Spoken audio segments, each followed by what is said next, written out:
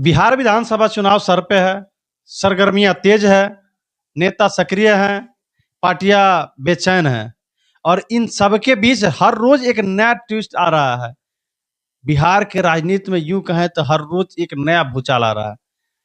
कुछ ऐसे नेताओं हैं जिनकी जमीन रोज खिसकाने की योजनाएं चल रही है और योजनाएं नहीं, इसको धरातल पर भी काम कर रहे हैं कुछ विपक्ष के नेता। नमस्कार, मैं सत्य प्रकाश और आप देख रहे हैं सशक्त भारत न्यूज। बिहार में विधानसभा चुनाव को लेकर सरगर्मियां तेज है। हर रोज नए नए खुलासे हो रहे हैं और इसी बीच सबसे ज्यादा अगर चर्चा का कोई विषय है तो प्रशांत कुमार और उनकी पार्टी जन स्वराज, जो कि बिहार में लगातार पिछले 2-3 सालों से जमीनी स्तर पर मेहनत कर रही है और डोर टू डोर, गांव नहीं, डोर टू डोर ये लोग मेहनत कर रहे हैं और प्रशांत किशोर खुद घूम रहे हैं। पूरे बिहार का दौरा लगातार कर रहे हैं, एक एक गांव का दौरा कर रहे हैं, जनसभाएं कर रहे हैं और इसी बीच बिहार के राजनीति में हर रोज एक एक नया ट्विस्ट ला रहे हैं। विशेष करके एनडीए को तो उन्होंने टारगेट पर लेके रखा है। कभी भाजपा के प्रदेश अध्यक्ष दिलीप जायसवाल पर टारगेट करते हैं, दिलीप जायसवाल को लेकर नए नए खुलासे करते हैं, तो कभी उप मुख्यमंत्री सम्राट चौधरी को लेकर खुलासे करते हैं, जब और अभी उन्होंने स्वास्थ्य मंत्री मंगल पांडे को लेकर भी खुलासे किए हैं और जब भी जो भी खुलासे प्रशांत किशोर कर रहे हैं उससे बिहार के राजनीति में एक भूचाल सा आ जा रहा है। लोगों में ये चर्चाएं शुरू हो जा रही है कि प्रशांत किशोर ये सबूत कहां से ला रहे हैं, कौन से जमीन खोद के ला रहे हैं। जो भी नेता प्रशांत किशोर के खिलाफ बोल रहे हैं उनके खिलाफ कुछ ना कुछ सबूत आ रहा है और वो सबूत ऐसा आ रहा है कि जो बिहार के राजनीति में भूचाल खड़ा कर दे रहा है। राजनीति पृष्ठभूमि को हिला के रख दे रहा है उन नेताओं का, जिन नेताओं के खिलाफ ही अपने सबूत ला रहे हैं। अभी आज प्रशांत किशोर ने प्रेस कॉन्फ्रेंस किया और प्रेस कॉन्फ्रेंस के माध्यम से उन्होंने बिहार में कुछ घोटाले को लेकर बताया और साफ साफ शब्दों में कहा कि जहां पूरा विश्व कोरोना काल में महामारी से जूझ रहा था, आपदा से जूझ रहा था, तो उस आपदा में भी स्वास्थ्य मंत्री मंगल पांडे ने अवसर ढूंढ लिया। दिल्ली में फ्लैट खरीदा, पूरे 86 लाख का फ्लैट खरीदा उन्होंने, जिसका सबूत भी प्रशांत किशोर दिखा रहा है, जिसका सबूत भी दे रहा है। बाकायदा प्रेस कॉन्फ्रेंस करके उन्होंने इस सबूत को दिया है। आखिर बिहार के राजनीति में चल क्या रहा है? जो नेता आए दिन विपक्षी पार्टी महागठबंधन को टारगेट करते थे, भ्रष्टाचारी कहते थे, चारा चोर कहते थे, तमाम तरह के आरोप लगाते थे, वही नेता आज हर रोज घिर रहे हैं। कभी दिलीप जायसवाल घिर रहे हैं, कभी सम्राट चौधरी घिर रहे हैं, आज मंगल पांडे घिर रहे हैं। आखिर ये चल क्या रहा है? सत्ता का दुरुपयोग करके और अपनी चोरी को छिपाने के लिए हमेशा विपक्षी पार्टियों पर आरोप लगा रहे हैं। यही राजनीति रह गई है क्या? आइए पूरा वाकया सुनाते हैं कि प्रेस कॉन्फ्रेंस में प्रशांत किशोर ने क्या कहा है, क्या आरोप लगाए हैं, आप सुनिए और अपना राय जरूर दीजिएगा। दिलीप जायसवाल जी, मेरे भाई, हमने आपको कहा था कि ये कॉलेज कब्जा किए हुए हैं, 25 वर्ष से किए हुए हैं और बिहार के सभी अलग अलग दलों के नेताओं को पैसे के दम पर, कॉलेज में एडमिशन के दम पर और कई तरह का प्रलोभन के दम पर अपना सत्ता बनाए हुए हैं। उनके द्वारा उन पर जो इल्जाम है राजेश शाह के मर्डर का, वो घटना भी आपको विस्तृत बताई गई है, उस पर भी अभी ना उन्होंने कोई जवाब दिया, ना कोई कार्रवाई हुई। भाजपा वालों ने अभी तक कोई कार्रवाई नहीं की। अब आ जाइए हमारे अमंगल काल वाले मंगल पांडे जी का। मंगल पांडे जी को क्यों कह रहे हैं?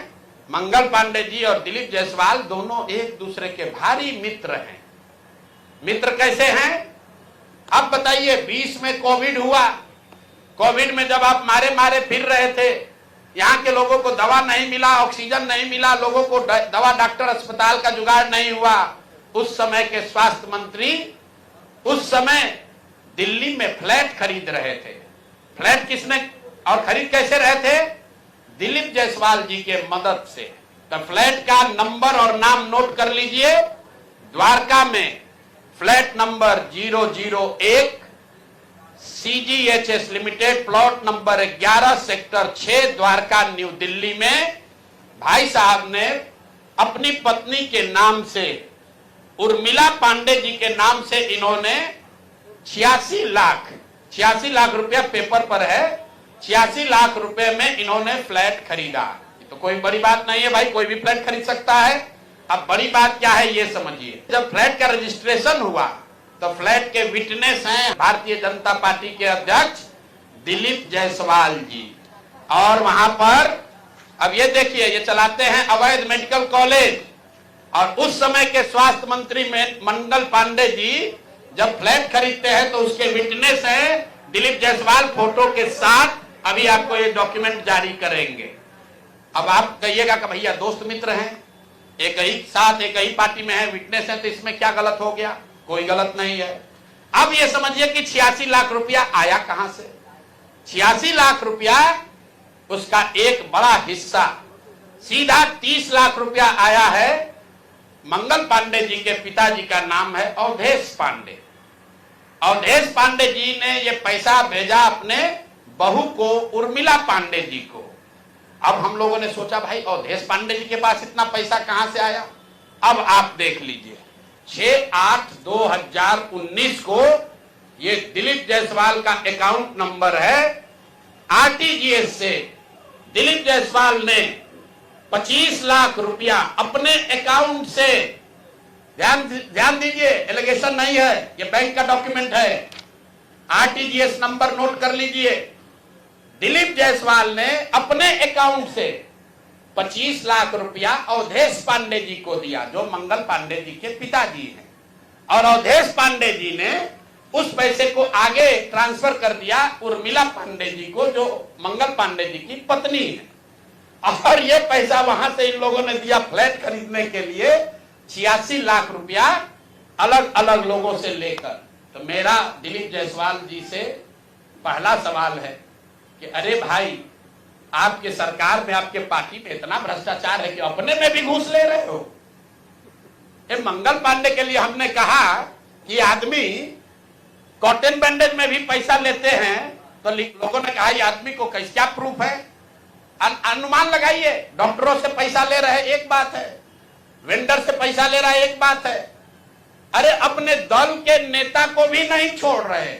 अपने दल के नेता दिलीप जायसवाल से पैसा लिए हैं, हेल्थ मिनिस्टर रहते हुए, और बजाबता हिम्मत देखिए, बैंक से लिया है।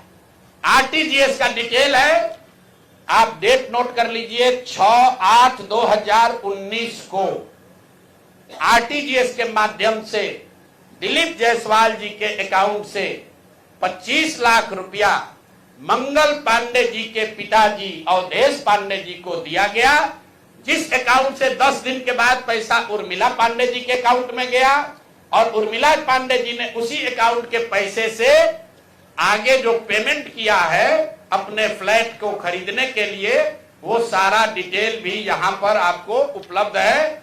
कुल 6 ट्रांजैक्शन है।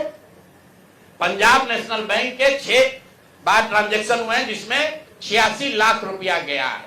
तो ये जो हम लोगों ने देखा ये 86 लाख रुपया आया कहां से? तो उर्मिला पांडे जी के पास पैसा आया अवधेश पांडे जी के पास से, जो मंगल पांडे जी के पिताजी हैं, और मंगल पांडे जी के पिताजी के पास पैसा कहां से आया? वो पैसा आया दिलीप जायसवाल से। तो अब आप देख लीजिए कि दिलीप जायसवाल और मंगल पांडे कितने जिगरी यार हैं, कितना इनका आपस में दोस्ती है। ये भाई साहब हेल्थ मिनिस्टर हैं, आज दिलीप जायसवाल जी मेडिकल कॉलेज चला रहे हैं। ये हालत है यहां पर। अब आप कहिएगा कि इससे कौन सा बड़ा बात है। अब दूसरा इसका सुन लीजिए, मंगल पांडे जी का।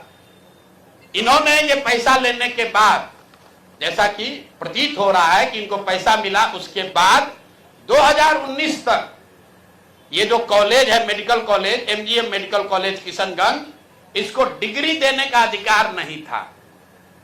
ये जो वहां पर बीएन मंडल यूनिवर्सिटी है, उसके जरिए ये लोग डिग्री देते थे। अब सीधा क्विड प्रो को में आ जाइए। पैसा लिए, फ्लैट खरीदने में दिलीप जायसवाल ने मदद की, और बदले में मेडिकल कॉलेज को डीम्ड यूनिवर्सिटी बना दिया गया, ताकि 20 बरस से जिस कॉलेज को डिग्री देने का अधिकार नहीं था, वो बीएन मंडल यूनिवर्सिटी मधेपुरा से के थ्रू डिग्री देता था, वो डायरेक्ट डिग्री देने लगा। ये है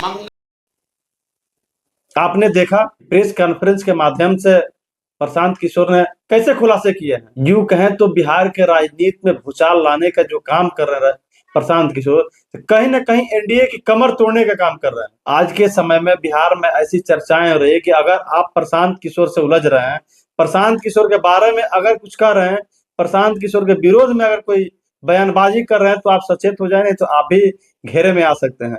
आपके भी खिलाफ सबूत रखे हुए हैं। परिवर्तन के आसार को लेके जो एक नारा प्रशांत किशोर ने दिया था, लग रहा है कि उसके बहुत करीब आ रहे हैं। हर रोज नए नए खुलासे जो हो रहे हैं, कहीं ना कहीं एनडीए को कमजोर करने का ये खुलासा है। ऐसे तमाम मुद्दे हम आपके साथ लाते रहेंगे। आप देखते रहिए, हमारे साथ बने रहिए, जुड़े रहिए और हमारे चैनल को सब्सक्राइब करना नहीं भूलिए। तब तक के लिए जय हिंद, नमस्कार।